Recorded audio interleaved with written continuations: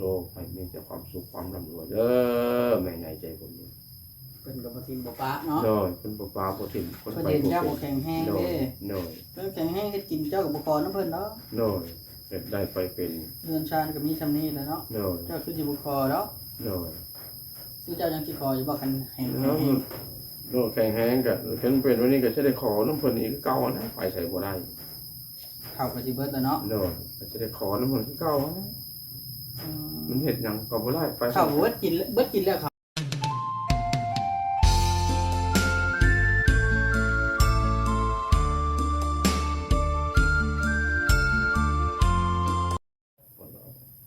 เว้าความซื่อซะ โดย เนาะท่านหมอ โดย เนาะสวัสดีอีกเทื่อนึงอีกคลิปหนึงก่อนพี่น้องเนาะปัญญาผู้ชายนี่บ่แพ้ผู้หญิงบ่ บ่แม่ผู้หญิง เป็นอะไรหรอ ลงหยังกัน คือท่านหมอนี่ถือเขาไล่หนีคือกัน โดย ผู้ช่วยท่านหมอก็ถือเขาไล่หนีลุงคำสายนั่นบ่ โดย สาเหตุหลักๆที่ไล่หนีนี่อยากเตือนผู้ชายว่าในใดว่าอย่าเอาของเครื่องของให้เมียเบิดบ่ อยากเตือนนั่นนี่ไปกระยาชัดชื่ออะไรก็บ่ได้ชัดชื่อก็เบิ่งธนาอาการในครอบครัว เด้อ ธนาอาการในครอบครัวก่อนใดเบิ่งคักก่อนมันมีหยังกันนับแต่กันกินนึงมาให้เมีย ให้เมียเบิด ได้กินมาให้เมียมันเป็นชีนเป็นหยังมาหาลูกหาเมียบ่ได้เพิ่นโตเนาะ แม่น นั่นน่ะเอ้ยน้องๆนั่นก็บ่สนแล้วเฮ้ยเพิ่นสิตายหน้าเด้ อืม ให้หน้าจะกล้าทางหลังก็เอามือโง่ดึงมือมันเบิดแล้วบาดนี้เจ้าผู้นกปากเกิดตาบอดแล้วเขาบ่เลี้ยงเขาผู้คนนี้เจ้า เขาไล่เจ้าหนี้ รอ เจ้าเคยมาแล้วเด้นี่ พบแล้วเห็นแล้วเป็นแล้ว เจ้าเลยเห็นใจลุงคำสายบัดนี้ โดย เพราะว่าเจ้าเคยเห็นแล้วมันบ่ โดยเขาไล่หนีนะใช้ของเจ้าเขาแล้วมียังไหนมาเนี่ยมีเนาะมีเงินเขามาเงินลูกเขาเงินลูกเขาเนี่ยจะใช้ของเจ้า ของเจ้าบ่เรือหยังบัดนี้ มันมีหยังเขาเจ้าบ่มีหยังเนี่ยเขาเจ้าสิไปว่าใช้เขาเจ้าไปเฮ็ดให้เงินเขาไปสู่เงินเขาไปอยู่น้ำเขานะ แบบให้หน้าตากล้าตัวเองเอาไปนี่แม่นเขาเอาเบิดบ่ เขาเอาเบิดแล้วเขาบริเซ็นเลย อ้าวบ่ได้เช่นว่าเฮาเอานั่นมาอันนี้มา หมอบริเฉลยให้เฉลยน้องเดี๋ยวนี้ข่อยมีนาทงหนึงได้มาสู่ลูกสู่เมียควายตัวหนึงบ่นาทงหนึงข่อยมาสู่ลูกสู่เมียเด้ออ้ายน้องเด้อลุงตาพาเข้านะเราต้องเฮ็ดได้นะจังได้ คันบ่เฮ็ดอันนั้นน่ะบ่ได้ บ่ได้วันนี้เฮาเว้าแล้วคนนั้นก็ตายซะบัดลุงตานะพวกเฮาเว้านํนะ ผู้ฮู้ทำฮู้นำเฮาน่ะ ผู้ว่านะมันตาย ตายแล้ว เขาก็ตายแล้วเจ้าวันไว้บาด เจ้าบ่มีหลักฐานบัดนี้ นั่นน่ะมีนะ แม่นบ่ มีหลักฐาน ลุงคำใสคือกันบ่นี่ ต้องคำใส่แล้วมีหลักฐานเขาแม่นขึ้นทันแล้วเอาไปปุ๊บเอาบ้านอำนาจกันปกครองมาสัญญากันต่างๆมาเซ็นกันคอยเอาหน้าทงนึงควายตัวนึงเด้อหรือว่ามีหยังแล้วก็มาสู่ลูกสู่เมียนี่เซ็นกันจกไว้แล้วมาสิได้อันนี้บ่มีหยังนี่เพราะฉะนั้นแล้วเขาตายน้ำเมีย เปิดขึ้นบ่ได้เนาะ เนาะบ่แม่นคือบ่ได้ตายน้ำเมีย จะได้บ่ตัดเล็บนะตัดแล้ว ตัดแล้ว นี่เด้ ตัดแล้ว คือยังงาวอยู่ซะ เนี่ยตัดแล้ว อืม แต่ว่าคนว่าตายน้ำเมียตายแล้วตายน้ำเมียแม่นอันนี้ เจ้านี่บ่ได้ตายนะเมียตายย้อนเมียเนาะ เนาะ ตายย้อนเมียแล้วเขาเอาเบิดล่ะ เอาเบิดหูนกเขาสิเฮ็ดเจ้าเด้อไอ้น้องเอ้ยหูนกปากก็คือตาก็บอกเป็นเป้เป็นรอยยิบนี่ อื ไป ม เนาะ หาไอ้น้องก็บ่สนแล้วบัด บ่สนเจ้าเอาไปพุ่นแหละ สมมุติ เขาน้อยพบได้ไรอันนี้ ผิดพลาดอย่างใหญ่หลวงก็คือเอาเครื่องของไปสู่เมีย โดยมันมีหยัง แต่กี้เจ้าขายเบิดทั้งตู้ทั้งหยังเนาะ ขายเบิดขายดนต่อดนตรีขายเบิด อื ขาย ม บ่ได้หยังหยังก็ย้อนว่าจะตายน้ำเมียจะตายน้ำเพิ่นอยู่แล้วใช่คือนั่นขอตายน้ำว่าจังซะขออยู่ขอตายน้ำผลจะตายมาเขาบ่ให้ตายจะเฮินเข้าบ้านนี่ เขาเลยมีครับ เขาไรนี้เจ้าบ่มีหยังเขานี่ เออ เฮินเขานี่สู้บ่เขานี่เจ้าสิอยู่ใช้มาหาไอ้น้องเขาบ่อยู่มาหยังเขา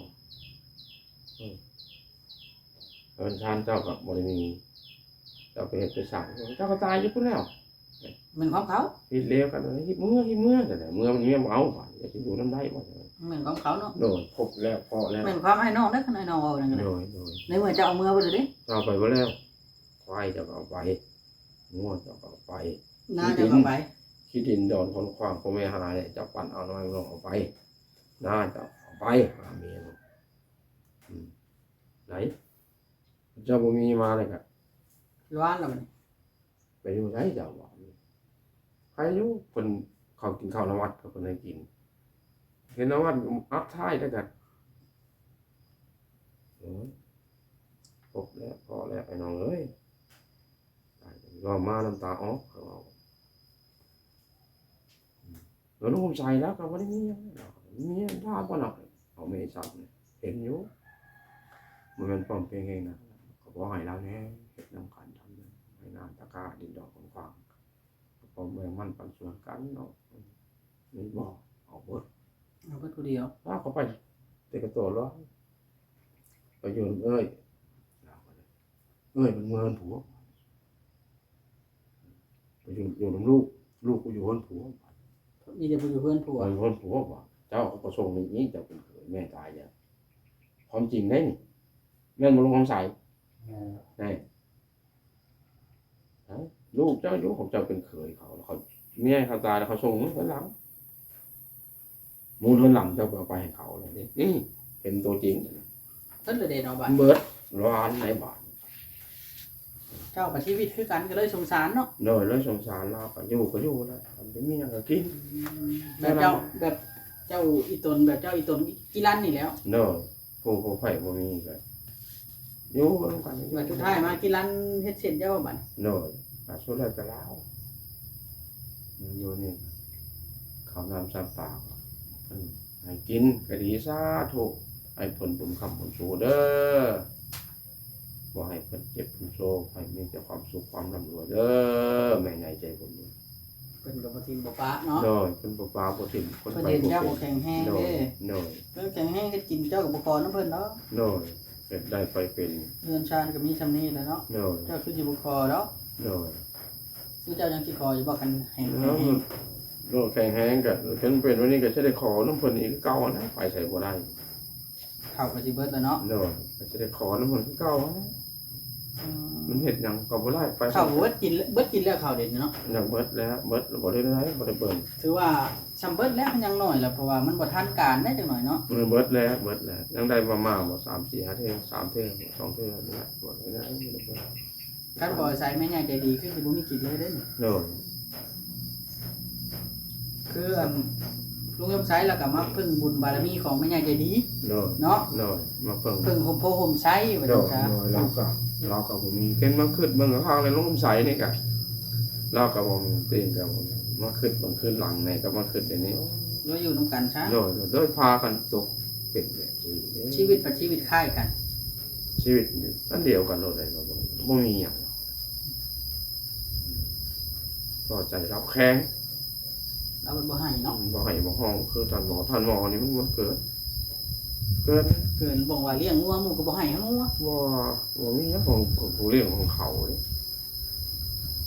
ของเฮาก็เบิดแล้วว่าสิตายนำเพิ่นแหน่ ตายอีหลีตายไปบ่ได้ตายในหัน บ่ได้ตายนานบ่ หมู่เบิดแล้วบัดไล่เฮานี่ บ่ได้ไรอันนี้แต่สิอยู่ได้ บ่ได้มีความผิดหยังบ่เขาไล่นี่ บ่ได้มีความผิดความเดียวแล้วก็บ่ได้มีสิเว้าน้ำไม้น้ำน้องสิเว้าลุงน้ำตาบ่นั่นนี่บ่ แบบลุงยมไซนี่ก็บ่ได้มีบ่ความผิด บ่ได้เว้าหยังเลย คือกันเลย คือกันเลยบ่เว้า ก็ไงหมู่เบื่อ เขาเบื่อ ก็เบื่อ บ่กินก็อิ่ม แล้วบ่เว้าทางนี้บ่เว้าหยังเอาเชียร์อย่างไร เสียจักสีเนาะ เด้อย่าบ่เว้าอีก ฟ้องร้องเอาก็บ่ได้ดอกเอาบ่ได้เซ็นคือจะว่าแหละ บ่เว้าอีก คันเอามีลายลักษณ์อักษรเช่นเกลือจังว่า เด้อ อันนี้เจ้าสิไปบอกใครว่าเจ้าอันนั้นของเจ้าอันนี้ข ไป อง ว่า เจ้า ใช้ไอ้น้องเจ้าก็บ่มีบ่ ไอ้น้องเขาก็ขี้ข้านเว้านํ พ่อแม่ก็บ่ตาย เจ้ามันเอาไปเบิดล่ะ เอาไปเลยมาเอ้ยน้องเอ้ยว่านี่เอ้ยมีผู้หญิงกับผู้เฒ่าจังบ่วงเฒ่าเลยจ้า น้องเจ้านี่ไปยังไงมันน้องเจ้านะ น้องก็ว่านั่นนะครับอยู่กับลูกนั่นน่ะ ไปแช่ๆช้ำๆนะบ่ อยู่กับลูกคือปกมาอยู่น้ำแล้วมันก็เลยว่ามาน้ำตาออกอันนี้ ลูกน้อง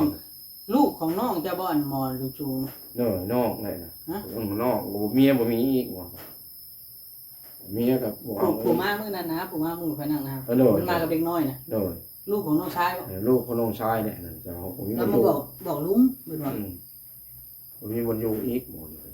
เขาจะไปเขาไปเรียกใช้น่ะเรียกอยู่เวียงบ่ บ่หมอนั่นบักรอดนั่นลูกน้องชายนั่นน่ะ อ่า ลูกน้องชายนั่นไปทำงานหมอ น้องเจ้าก็บ่มีบ่อยู่คือกันบ่ บัดนี้น้องมีบ่อยู่กับลูกอีกคนละเดี๋ยวนี้ อ้าวแล้วไปอยู่ใช้จ้ะ ม นี่ส่งนาเนื้อย่างบ่ว่าก็ยาวมันบ่ว่าอยู่แต่ก็ยาวมัน อ้าวคือว่าชั้นบาดนี้คือบ่มาอยู่นํเจ้าจ้ะ รู้มันบ่มา ท่านเพิ่นเว้าบ่เรา ยันเพิ่นเว้ามันเลยไปอายหมู่ อยู่ตรงหน้าอยู่บ่อนไหนหรอก พุ่นแหละส่งนาตัวเผาที่ผมมีมันอยู่เช้าเองกับลูกบ่มีมันตูพุ่น อยู่บ้านอยู่ตรงหน้าบ่อนบ้านบ่อนเฮือนน้องดาวเถียงน้องดาวคือเก่าน่ะบ่ อยู่อยู่พี่ว่าอยู่พี่เลย ทางอันนั้นน้องจ้อยน่ะบ่ตรงหน้าน้องจ้อยนี่ แม่นอยู่นั่นกับลูกบ้านนี้ก็มากับลูก ข่อยสิไปเบิ่งอยู่ตรงหน้าได้อบัดนี้เด้ออยู่บ่ มาบ่อยู่วันนี้หั่นมันไปพุ่นไปดงไปรับจ้าง เออ เสียหญ้าเขา ไปรี่อยู่หน้าเดี๋ยวนี้เนาะเมียไล่หนีแล้วเด้อว่ะ เมียน่ะนี่บ่นี่มันเข้าบ่สนน้ำโตแล้วมีแต่โตสนเขาแล้วบ่สนแล้วเป็นห่วงลูกเขาแหละนี่ลูกเอาลูกมาแล้วบอกแน่ กับผู้ชนอีกลูกก็ได้ เอาไปได้แล้ว จะคนน่ะลูก ลูก2 คน เอาไปนำหมดบ่ ป้าให้แม่นี่พุ่นบ้านพ่อพุ่น ตัวเองเอาผู้ชายบ่ลูกยิง ไปนี้มันเอาหมออุตสานอยู่สมุนอยู่ชาวบ่มีอันนี้ก็คือว่าว่านะมันบ่มีนะมันต้องเป็น น่าสงสารเนาะ เลยบอกว่าอ้ายเป็นแบบนี้แหละน้องก็สิเป็นนี่วันนี้ก็ บ่จัง เลยอ่ำเลยนะ อื เป็น ม พวกอายชาวบ้านเขาอายโลกที่เป็นนะเป็นยังไง บ่เป็ดเลยเนี่ยเนาะ อย่างมันจะรวยว่าจะรวยให้อีกเตะไรเตะหน้าไปวันนั้น ผู้นั้นก็ให้แล้วผู้นั้นก็ ให้แหละมันบอกยังมันอยู่ มันอยู่บนเช้า มันอยู่บนเขาอยู่ใช้เจ้ามันอย่างกบฏ น้องเจ้าก็นั่นบ่น้องเจ้าก็ถูกไล่หนีคือกันนี่เนาะ น้องถือไรหนีเดี๋ยวจะโดนแล้วคอยอ่ำว้าว แต่ว่าเจ้าบ่กล้าเว้ายันจังหน่อยอายหมู่ อายงูเขาเป็นแล้ว จังหน่อยสิว่าจักได้คือกันบ่ เอ ว่า อ เนาะ นะเราบอกว่า เจ้าเลยบอกว่าหยังครับ บอกว่า อืม อ่ำบอกว่า อำไว้ อ่ำน้องอายไปบ้างน้องอายเมื่อ เจ้าจักอายแท้บ้านบ่จักอำไว้ อ่ำไว้อยู่เถียงหน้าเดี๋ยวนี้อยู่เถียงหน้า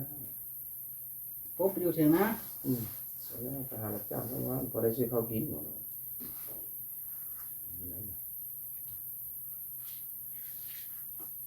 น่ะวิชาญอยู่ได้นั่นก็ได้ เดี๋ยวกับลูก พอเลี้ยงน้องดาวนะบ่ นั่นแหละ ผู้สึกมีอะไรนี่ วาชนาเนาะทำอิฐก็ฮักแพงกันทำอิฐก็ไปอยู่เถียงนานํกันหาก็จื้อได้อยู่ แน่ เอาน้องดาวมาอยู่นํอยู่แต่ก่อน แน่ บัดนี้บัดเขาเปิดเขาหน้าแล้วเขาบ่ชนเลยดิ มันโยนนะเจ้าบ่เป็นเจ้าเลยเจ้าเฮ็ดหยังบ่ได้เลยเงินค้ำก็บ่มีก็คุมหมู่กลางนะก็บ่มีเฮ็ดสิไปทางเมียก็บ่มีนาทั้งโพกก็บ่มีนาพ่อแม่ปั่นดินให้มันขายแต่งนี้เบิดเลยเจ้า แต่งเมียขายแต่งเมียบ่ ขายแต่งนี้สองเทื่อแต่งเบิดร้อนสองเทื่อแต่ง แล้วขายบ่ดินน่ะ ขาย ขายไปเอาไปชูเมียนะแล้วก็แต่งเมียได้เนาะ แต่งนี้ขายเนี่ยขายแต่งนี้เลย เมียอะไรดีครับ มีอะไรนี้เจ้าเบิดเลยร้อนนี้เป็นบ่เป็นหรอตา มาลูกจานได้มีเมียก็ไล่หนีคิดว่าเมียนี่ตอนแพงกันนี่แพงกว่ามันพอมันไปเนาะ โดย อยู่นํกันหอมกัน เอาไปบุญต้นท่าแล้วซ้ำไหนของท่า อยู่กันกระทะ เอานั่งแอนหมูกระท่านั่งท่าเมื่อได้เลยเด็กอะไรทั้งที่เขาบอกความมาความแพงของเขาเป็นคนสุดท้ายมาไปไว้ใช้เบิร์ด เห็นแล้วก็ นั่นแหละ เนาะ นั่นแหละเขาตายนำเมียก็แม่นี้บางคนไม่จะไปตายหน้าไปตายหน้าตายน้ำลูกน้ำเมียก็แม่อะไรผู้มันดีตายน้ำลูกน้ำเมียอะไรผู้มันดีบ่ดีนะมันไรเท่านี้เครื่องข่านี่บรรปลายชีวิตอยู่ห่าวสีเป็นเครื่องคนเจ้าเชื่อเอาไม้ก็ได้เจ้าเท่าเลยบอก เอาแล้วไผสิเอาเจ้าบัดนี้ พยายามเจ้าบาดเอาตั้งแต่บาดเจ้ามีอะไร เขาก็เลยบ่ได้เขาก็เลยบ่ได้ตายถิ่นซื่อๆว่าเป็นน้ำมัน ไม่เอาแบบลงใส่ไม่นอกก็แล้วเนาะก็คือกันนั้นก็ทันหมอจะแล้วทันหมอก็สิเราแบบว่าลูกใหม่นั่งใหม่เกิดใหม่จะว่าอยู่ดีไม่แห้งตนาไปแล้ว เป็นลูกเป็นเมียไปคนนี้นะเว้าบ่สร้างไม่คน มันจะมีพวกมาพาให้แต่มันคือเพิ่นว่านะเพิ่นแต่งมาแต่ผ้าแต่แทนนะก็เป็นของเฮาคือเก่าอันนี้เฮาเมียบ่แม่นอย่างนั้นพวกเขาไรนี่มันสึกสายล่วงเนาะ แม่นบ่ บ่แม่นสายแนนสายล่วง ถ้าใช่แน่เลยต้องอยู่นำกัน เป็นสายแนนอยู่ เห็นบ่คนหนึงเมียเจ้าคนหนึงคืออยู่นำกันจนตายแม่นบ่ โดยก็ ตาย คือ ทั้งผัว ก็คือว่าสายแนน ดินตอนนี้ก็ดินเจ้าแม่นบ่ โดยซื้อ6,000นะ อืม น้ำในมันอย่างแม่นเบิดน้ำในเป็นพื้นเป็นไฟ เจ้านี่ โดย แล้วล่ะขายปัวเมียบ่ดิน ขายผัวเมียตอนนี้นะ บ่แม่นเนาะขายไปใช้อย่างอื่น บ่ขายผัวเมียอันนี้ตอนนี้ขายผัวเมียเนี่ยครับวันนี้ดินดงนี้พ่อแม่ปั่นให้ขายเอง55,000ขายผัวลูกผัวเมียจังไดเบิดไม่เบิดมัน โอ้เจ้าที่ว่าเจ้าขายมันขายปัวกันน่ะบ่ ขายผัว บ่แม่นว่าขายไปดินไปเที่ยว บ่ขายผัวเมียนี่ อืม เราบ่ได้ขายเบิดบอกความจริงได้นี่เรานี่อยู่ต่อมาลูกใหญ่เสียเมียแต่จากเท่านั้นตอนเราเราว่าสิอยู่น้ำลูกน้ำเจ้านี่บ่เป็นได้ลูกของเมียเลยไปถูกเพิ่นนี่ขายนี่ ขายไปเอา เบิด ขายไปแต่งเมีย สุดตายน้ำเจ้านะขายตู้ขายดนตรีขาย ขายหมด ขายเบิด เปิดเครื่องเสียงกินเบียร์มือ กิน แต่ง เบียร์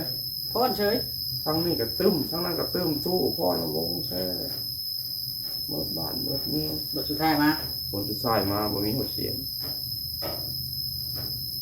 เกินว่าสายล่วงเมียบ่เป็นสายแนนเกินสายล่วงบ่เป็นสายแนนเห็นสายแนนบ่เป็นแบบนั้น อืม อันนี้ล่วงเกินแล้วจะล่วงบ่เป็นเมียได้มอย มอย มอยเด้ตัว ใช้ นี้ จังหวะมอย มอยแม่ยิงแม่ย่างแม่กระสร้างมาใหญ่จังเนาะ แม่ไข่หาปัว แม่คนโคลองรวางแม่ฟังเท่านี้บางคนย่างเล็กๆเล็กๆแม่ฟังเท่านี้ ยังแป้งก้นนะวะ อันเลยย่างนี่นะย่างตีนฟังเท่านี้คิด แม่ยิ่งแม่ย่างแม่กระซังหน้าใหญ่แม่ไข่หาปัว เออ แม่คนขั้วลงล่าง แม่ แม่นอนขวางเท่านี้ แล้วบางคนว่า ข่อยได้ยินอยู่ในพญาก่อนแต่ก่อน ว่าผมเป็นพญาเนี่ยมันมีในตำราเนี่ย นั่นแหละบ่ให้เอาเป็นเมียเพิ่นว่าน่ะ บ่ กันแบบนั้นน่ะ มันติดไฟด้วย แม่ยิ่งแม่ย่างนี่ไปว่าหยังแม่ย่าง แม่ยิงแม่ย่างน่ะแม่ยิงมาให้เป็นยิงแท้ อืม อย่าแวะไปเป็นเดือน แม่ย่างนี่จ้ะ แม่ย่างนี่มาได้จ้ะแม่ย่างมันคือสุริยาคือหาจะไหว้ทำเจ้า แม่กระซังหน้าใหญ่ด้วยจ้ะ แม่ไข่หน้าผัวนี่มันเฮ็ดหน้ากระชิกเจ้าเจ้าน่ะก็บ่ดีอีก แม่ไข่หน้าปัว แม่ไข่หน้าผัวมาบ่มีไข่เลยนะหายเลยเว้าเลย แม่คนขั้วลงกระล่างด้วยจ้ะ มันหายจะแล้วมันลากบานมันลักใจเจ้าแม่ฟังคนนี้มันเฮ็ดที่ทองประเพณีพิษที่ทอง เออ เลิกจังไปขันจังมา ฟังเขาเหล่านี้ ว่างธรณีมันพวง บ่ให้ บอกว่าให้เอามาเป็นอย่างนี้ บ่ให้เอาเป็นเมียประเทศกัน บ ไป อก เนาะ ย้อนว่าทำนั้นเป็น เงินปลอมนี่พี่น้อง เป็นหนอเป็นดีแล้ว เงินปลอมนี่ เป็นนั่นเนาะ อะไรเลย เงินปลอม คือปูออก แม่น เด็ เด้ กกินไง แม่นนั่นเนาะ มันสึกใส่ร่วงผิดแล้ จั ว บดูเงินปลอมเนี่ยจับเงินปลอม ยอมผิดแล้วยอมผิด จับ แล้ จับเงินขึ้นเงินปลอมมันเพื่อได้เงินแท้ดิ เลย จับเงินปลอมไปก่อนเนาะ เลย บางเทื่อได้เงินแท้ก็มีได้คนมาเอาไว้เนาะ เลยยอมแล้วยอมผิดยอมยอม ลูกน้องก็ถึกไล่หนี้ เลย ผู้อ้ายยังถึกไล่หนี้อยู่ก็เลยบ่กล้าบอกหมู่ เลย กล้าบอกเนาะจังหน่อยว่าชาวบ้านสิเว้าเนาะ เลยนั่งชาวบ้านชาวบ้านแล้วอันละอย่าง อืม เฮ้ยไม่ว่าหลัง ได้ซะก็ได้ไล่แม่ลุงมันใส่ แล้วไปแหละ แม่บ่ หัวข้าว แม่เห็นมันพอได้กินหยัง มีหัวเนาะ ปลูกแล้วมือนี่กินได้ตัวออกก็มีแหละ หัวก็เฮ็ดได้เฮ็ดไป3ด้านด้านนี้ก็มีแล้วเนาะทุกคน เนาะเฮ็ดด้านนั้น โลเป็ด เนาะก็เลยงงมาอยู่แล้วมันไปมันไหนบาด ต้องมีหัวเล็กเนาะ เนาะ หัวเล็กแบบนี้เนาะ เล็กก็แพ้ไฟเลนรันพอดีมันดองซิดนี่ เท่าไหร่ เล็กนี่มันดองบ่ได้ อืมอ้าวพี่น้องบัดนี้เนาะคือว่ามาคุยกับทางหมอเพิ่นเติบแล้วพี่น้องเนาะเล่าเรื่องแม่ยิ่งแม่ย่างแม่ก็ช่างหน้าใหญ่ เนาะ บ่ให้เอาเป็นเมียแท้ ว่าสายลวกสาย ๆ นี้ น้องชายก็ถึกเมียไล่หนีไปที่เรียบร้อยแล้ว แต่ว่าบ่กล้าบอกไผไปอยู่หน้าเด้นี่เนาะ เนาะ เอาบัดนี้ค่อยสิเมื่อก่อนเด้อ เนาะ พักผ่อนเจ้าพักผ่อนจังใดก็มื้อใหม่สิมาเล่นนะสบายดีท่านหมอ สบายดี สวัสดีเด้อพี่น้องบัดสุข